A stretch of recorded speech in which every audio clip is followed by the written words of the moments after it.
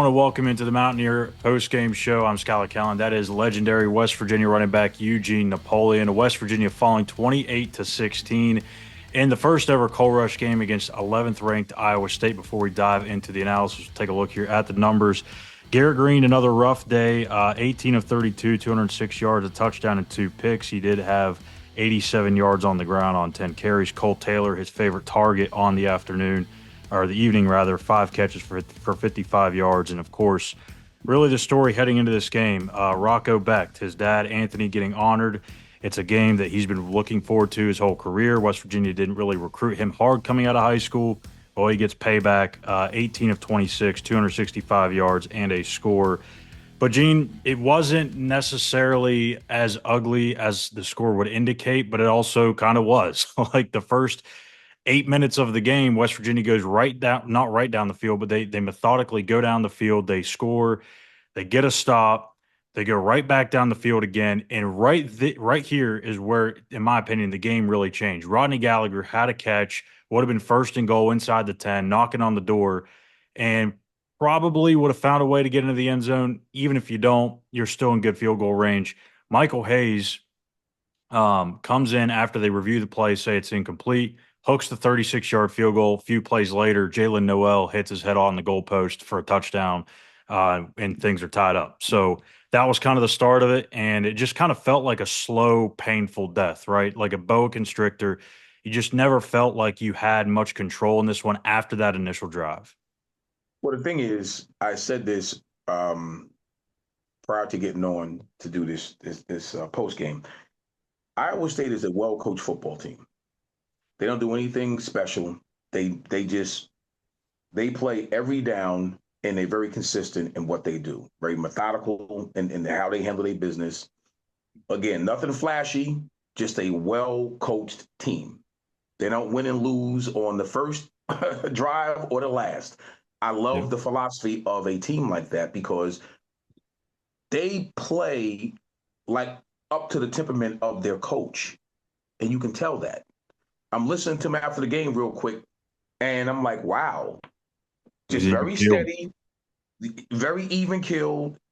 You make a mistake, that's okay. And to me, they're going to win a lot of football games because of that temperament, because they play and they stay within the lanes of the things that they can do well. Simple. This was a game that West Virginia could have won. Yeah, we could have won this game, honestly. But there's a few things that had to go right. For instance, we abandoned the running game too soon. We didn't establish it. So now when you have to come back to it, it's not going to be there for you. When you get, behind a few points, now you got to throw the ball a little bit, and you put, Garrett in a position to where that's not a good place to be when you have to come back from different things that we kind of shot ourselves in the foot a little bit, and you expect them to bail you out. I'm not saying that the picks was not his fault, but I'm saying those picks were set up by desperation. Yeah. And because we were in a position where we really had to throw the football. Yeah. So, I mean, the defense kind of started to figure some things out there in the third quarter after, even though they only gave up 14 in the first half, it just, again, it was a long, methodical approach by both teams offensively, which is kind of what we expected going into it. But they were finding success. They were getting first downs. They were converting on third downs constantly. The defense finally figured some things out and was able to get a couple of stops to open up the second half. And you're thinking, well, this is a great chance here for West Virginia to regain the lead. You had 2 cracks at it, and you throw, a couple of picks.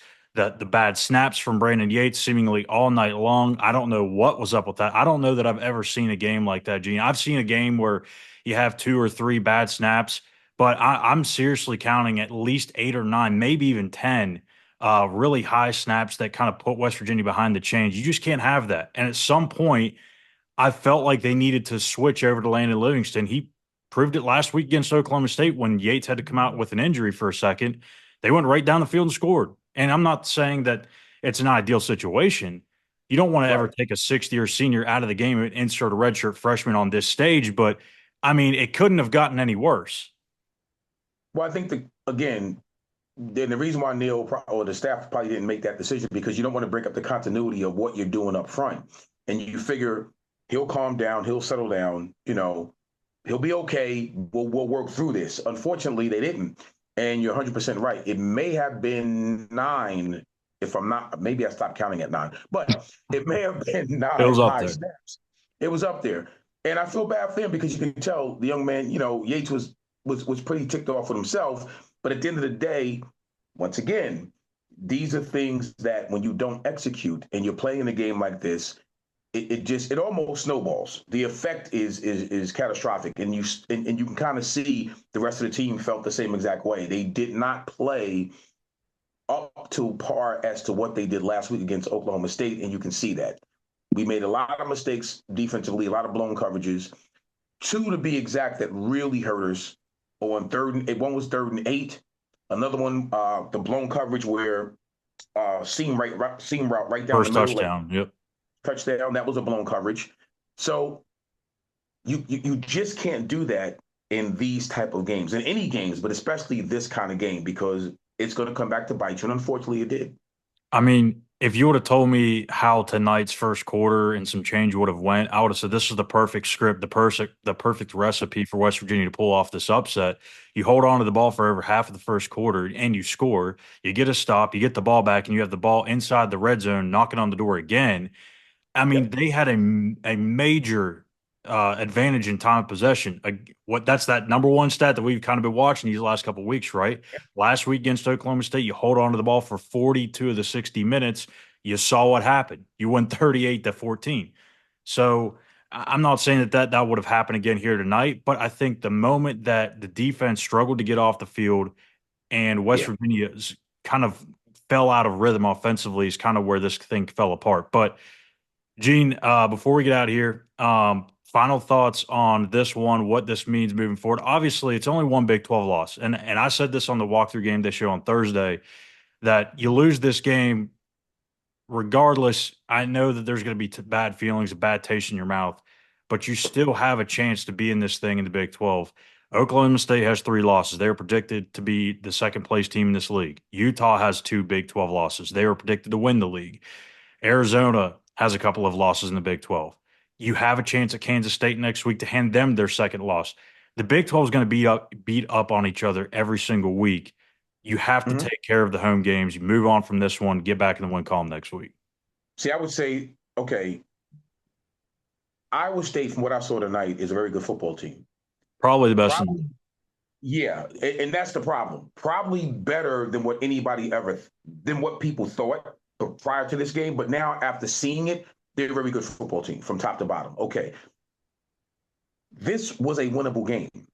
So, how does this affect West Virginia moving forward and going into next week's game against Kansas State? Kansas State is not going to be a cakewalk. No. It's not, because they do a lot of things well. And with a quarterback as dynamic as they have, who can run and throw, that becomes problematic for our defense. So the reason why I felt we needed to win this game tonight, just to give us a cushion for the Kansas State game. Yeah. So losing this game tonight, it puts a lot of pressure on. It almost comes down to a must win playing Kansas State, because you don't want to fall back. You don't want to lose 2 games in a row in your conference. Yeah. And with the conference getting those games getting more and more difficult, tonight's win would have been big. But I get it. I agree with you, Schuyler. I really do. I don't think one game is going to kill us. But boy, I sure would have loved to have this one game. Yeah, I mean, it's been a wacky season already. West Virginia's 3 wins have come against Albany and then a pair of teams that are 0-6 combined in Big 12 play. But at the same time, their 3 losses have come to essentially top 10 teams that have yet to lose a single game, or top 25 teams, I should say, with Pitt being in the bottom half of the top 25. But they won again today too. So it's been a tough schedule. We knew that going into it, but this is a team that has enough talent to be able to win games. And this is the 3rd time already this year. Penn State, Pitt, and now this week, where they just didn't show up. They didn't execute on the big stage. And guess what? You got it again next week in prime time against Kansas State. So quick look here at the road ahead for West Virginia. Next weekend, they take on the Wildcats at 7:30 p.m., and then they'll travel out to Tucson to face the Arizona Wildcats before a much-needed bye week before going into the final stretch of the regular season. So It'll be interesting to see how this thing pans out. Like you said, it is kind of a must-win situation now for West Virginia if they want to keep their Big 12 hopes alive. Really, for Neil Brown, you're just hoping this thing doesn't collapse. You're 3-3. You could sit there and say you've lost to three really good football teams, but at some point, you got to start winning some of these games. You can't just beat the teams that you're supposed to beat and think that's enough, especially here at West Virginia. Absolutely. No, I agree 100%. And that's exactly right. At a certain point, you have to win games like this to kind of prove where you are, not only as a coach, but where we want to be as a program. Tonight, whenever you play on national television, you have to put the best product that you possibly can on the field. And I don't believe that we saw the best Mountaineers, team from an execution standpoint, from an X and O standpoint, from being ready on prime time standpoint. We haven't seen that. And I don't think we've seen it yet. No, which is troubling. Which is troubling. The closest was last week, in Stillwater. I was expecting that team to show up in Morgantown tonight. Yeah. So I don't know. I don't know if that's a coaching thing. I don't know if that's a morale thing, but whatever it is, we have to get it fixed.